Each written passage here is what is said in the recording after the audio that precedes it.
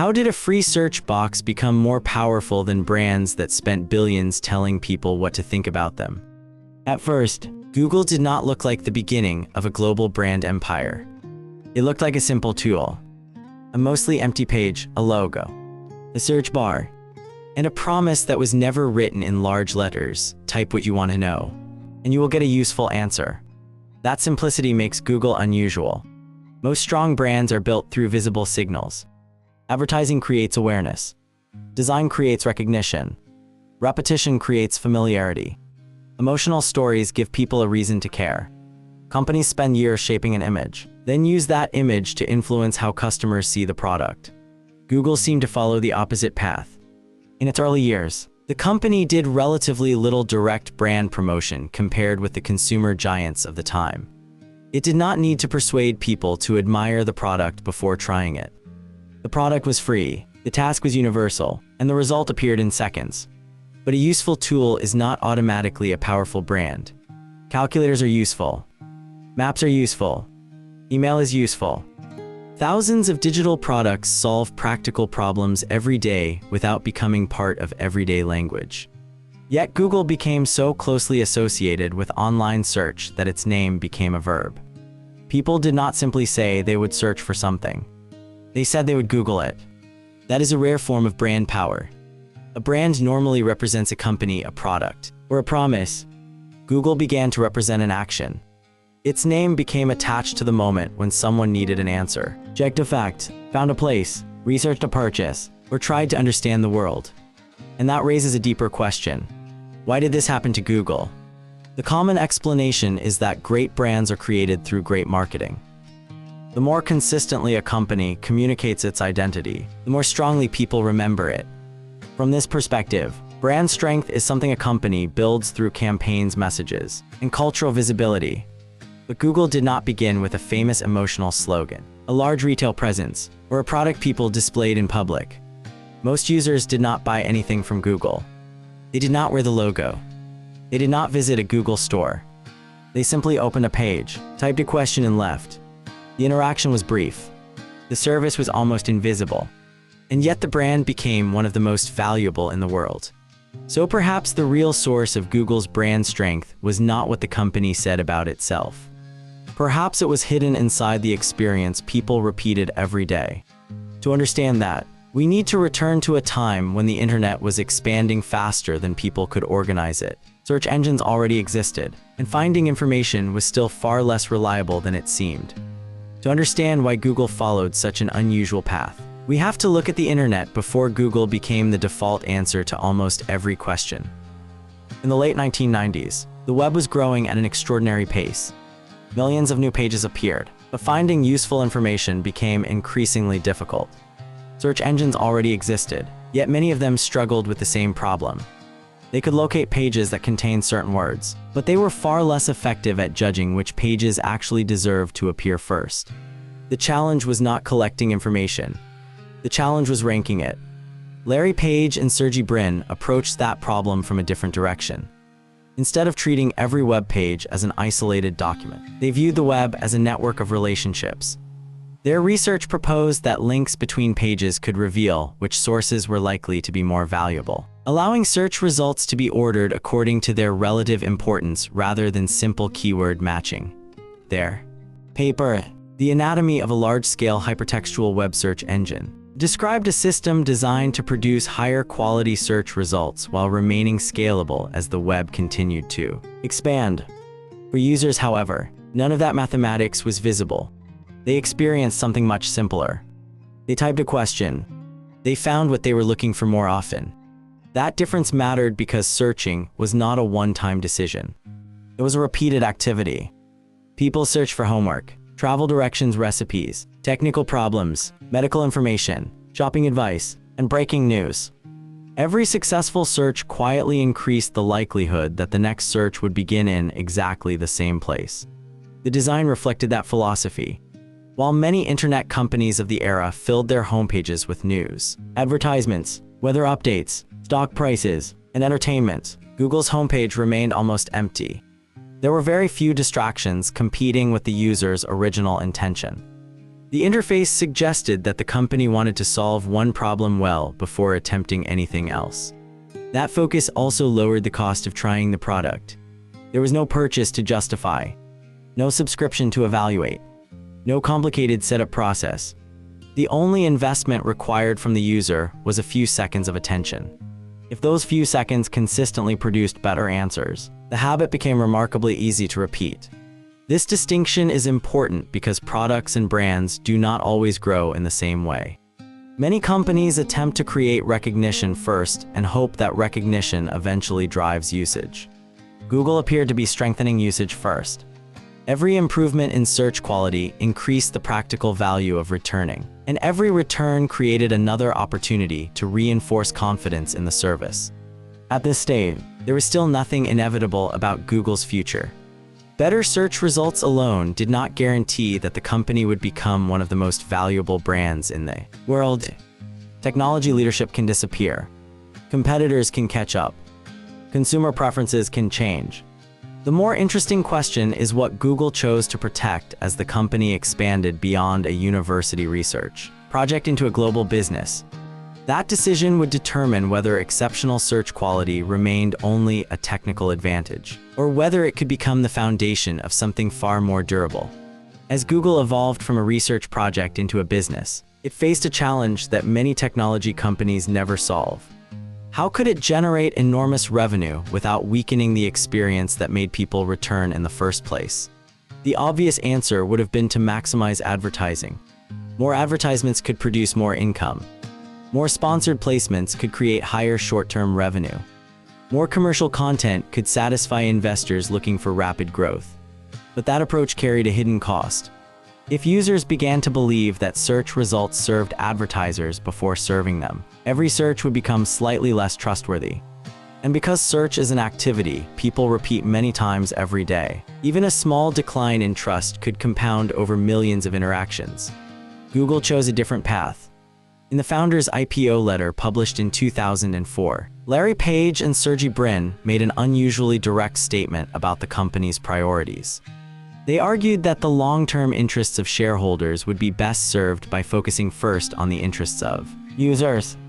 They also emphasized the goal of organizing the world's information, making it universally accessible and useful, while continuing to provide many services free of charge. Those words were more than a mission statement. They described the economic engine that Google intended to build. Instead of charging billions of users for access, Google allowed almost everyone to search without paying. Revenue would come primarily from businesses that wanted to reach those users through advertising. That created an unusual relationship. The people generating the revenue were advertisers. The people whose trust determined whether the system survived were users. Keeping those two groups aligned required discipline. Advertisements had to remain relevant to what users were actually trying to accomplish. The search experience itself had to stay fast, reliable, and useful. Every product decision had to consider not only immediate revenue, but also whether users would continue returning tomorrow. Google's own public filings reflected this logic.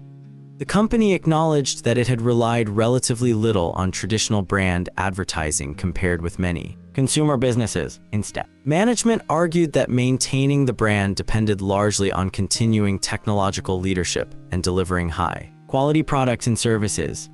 That distinction is easy to overlook. Many companies invest heavily in telling customers why they should trust the brand. Google invested heavily in giving customers repeated reasons to trust it. The effect became cumulative. A successful search encouraged another search. Repeated success created habit. Habit generated enormous traffic. That traffic attracted advertisers. Advertising revenue financed larger data centers, better infrastructure, and continued research. Those improvements made search more useful, encouraging even more people to return. The cycle reinforced itself. Today, the scale of that system is visible in Alphabet's financial results. Search and related businesses generate well over $200 billion in annual revenue. Yet from the user's perspective, the core interaction has changed remarkably little. A question is entered, an answer is expected, and the experience is judged within seconds. That consistency reveals something important. Google was not simply operating a search engine. It was carefully protecting the repeated experience that kept the entire business model alive. And that raises an even deeper possibility. Perhaps the company's greatest competitive advantage was never advertising, distribution, or even technology alone. Perhaps those were all supporting pieces of a much larger mechanism that was quietly creating something far more valuable every single time someone pressed the search button. At this point, it becomes possible to look at Google's brand from a completely different angle. The conventional view assumes that a strong brand persuades people to choose a product. Google's history suggests that, at least in this case, the sequence largely worked in reverse. People did not repeatedly use Google because they had already developed a deep emotional attachment to the brand. The brand became powerful because people repeatedly experienced a product that consistently fulfilled the same expectation. That distinction changes how we interpret everything we have seen so far. A television commercial can influence someone's first impression. A memorable logo can increase recognition. A clever marketing campaign can generate curiosity. But none of those assets can survive for long if the experience repeatedly contradicts the promise. Search is unusually unforgiving because users evaluate it every single time they use it. Every query becomes a tiny test.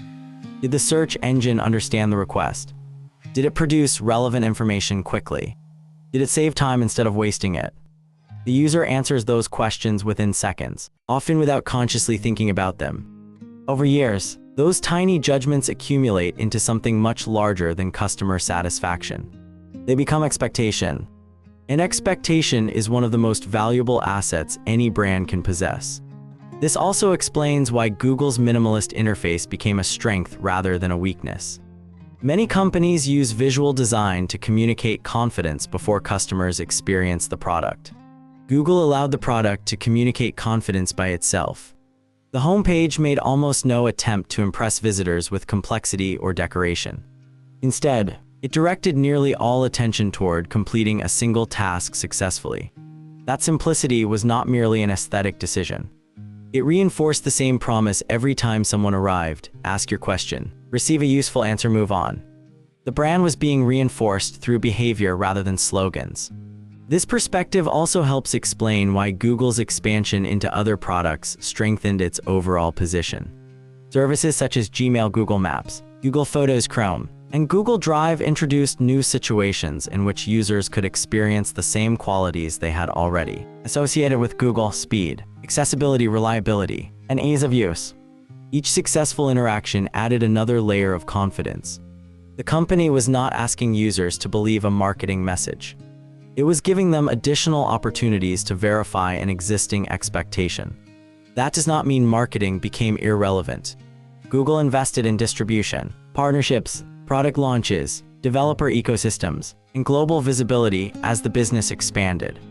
Alphabet's annual reports also show that the company pays significant traffic acquisition costs to ensure Google Search remains the default option across many devices and platforms.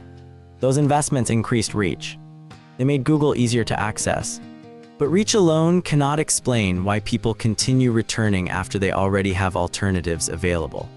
The more convincing explanation is that distribution creates opportunity, while repeated positive experience creates trust. Once that distinction becomes clear, Google's brand looks very different. Its greatest asset is not simply that billions of people recognize the name. Its greatest asset is that billions of people approach the search box with a prediction already formed in their minds. They expect that typing a question will probably lead them to a useful answer. That expectation was not built by one campaign, one announcement, or one emotional story. It emerged from countless ordinary moments that felt almost too small to notice individually, yet became remarkably powerful when repeated across billions of searches over many years. Seen from this perspective, Google's brand is less like an image projected onto the market and more like the accumulated memory of experiences that kept confirming the same promise again and again. Seen from the outside, Google's rise appears to confirm a familiar story. Build an iconic company, create a recognizable logo, advertise at massive scale, become one of the world's strongest brands. But following the evidence leads to a different conclusion. Google did not become one of the world's strongest brands because it first convinced people to believe in the brand. It became one of the world's strongest brands because it repeatedly earned belief through the product itself. That distinction explains why the company followed such an unusual path. The search engine delivered value before asking for loyalty. The interface reduced friction instead of demanding attention. The business model depended on users returning voluntarily rather than being locked into a purchase. Each successful search quietly reinforced the expectation that Google would probably deliver the next useful answer as well. Over time, those expectations accumulated, not through a single dramatic moment, not through one unforgettable advertising campaign, but through billions of ordinary interactions that all pointed in the same direction. This is also why Google's financial scale and brand value should not be viewed as separate achievements. Alphabet's business continues to depend on people choosing Google as the starting point for finding information. That continued usage supports advertising demand, which in turn finances the infrastructure research and product improvements that keep the experience competitive. The commercial success and the strength of the brand reinforce one another because they are both rooted in the same repeated behavior. Organizations such as Interbrand consistently rank Google among the world's most valuable global brands.